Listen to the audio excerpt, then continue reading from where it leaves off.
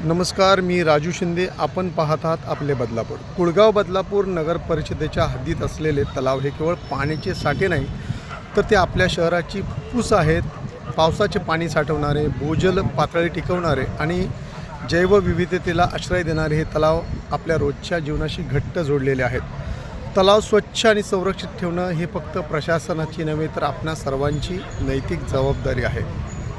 आज अनेक तलावावर वाढते प्रदूषण, प्लॅस्टिक, निर्माल्य आणि सांडपाण्याचा ताण दिसतो. यामुळे पाण्याची गुणवत्ता घसरते, दुर्गंधी वाढते आणि तलावातील मासे, कासव, पक्षी यांचं जीवन धोक्यात येतं. तलाव स्वच्छ राहिले तर आपल्याला स्वच्छ हवा, थंडावा आणि निसर्गाचा समतोल देऊ शकतात. गणेशोत्सव हा श्रद्धेचा आणि आनंदाचा क्षण आहे. मात्र गणेश विसर्जनानंतर कात्रप तलाव परिसरात विसर्जित झालेल्या मूर्ती ज्या तुम्हाला दिसत आहेत, तात्काळ बाहेर काढून योग्य पद्धतीने विल्हेवाट लावणं अत्यंत गरजेचं आहे. रंग, प्लास्टर आणि सजावटीचं साहित्य पाण्यात राहिल्यास त्यामुळे तलावातील मासे व कासवांना श्वास घेणं कठीण होतं. पाण्यातील ऑक्सिजनची कमी होतो आणि संपूर्ण परिसंस्था बिघडते. विसर्जनानंतरची स्वच्छता ही सणाचीच पुढची पायरी मानली पाहिजे.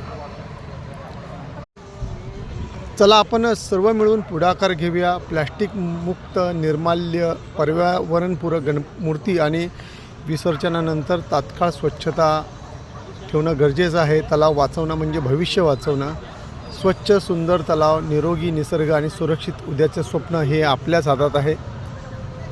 जर हा व्हिडिओ तुम्हाला आवडला तर नक्की लाईक करा, शेअर करा आणि त्याचप्रमाणे सबस्क्राईब देखील करायला विसरू नका. धन्यवाद. नमस्कार. इथे सकाळचे आम्ही व्यायाम करायला सगळे येतो, तलावावर सगळे लोक येतो. तर 22 तारखेला आपलं गणपतीचं आगमन झालं आणि 23 तारखेपासून विसर्जन चालू आहेत.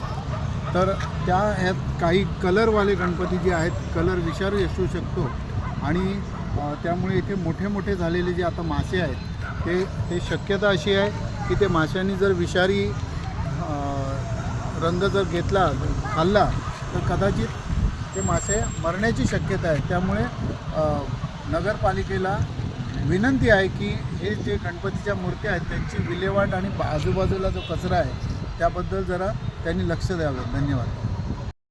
हे जे इथे तलावावरती जे काही विसर्जन झाले गणपतीचं, त्याच्यामध्ये या ज्या काही मूर्त्या आहेत प्लॅस्टर ऑफ पॅरिसच्या, त्या लवकर वितळत नाही आणि त्याच्यामुळे ते प्रदूषण आणखी होण्याची शक्यता आहे आणि आतले मासेसुद्धा मारण्याची शक्यता आहे. तर लवकरात लवकर नगरपालिकेने ते कारवाई करून ते सर्व काढून घ्यावे असं आमची विनंती आहे नगरपालिकेला.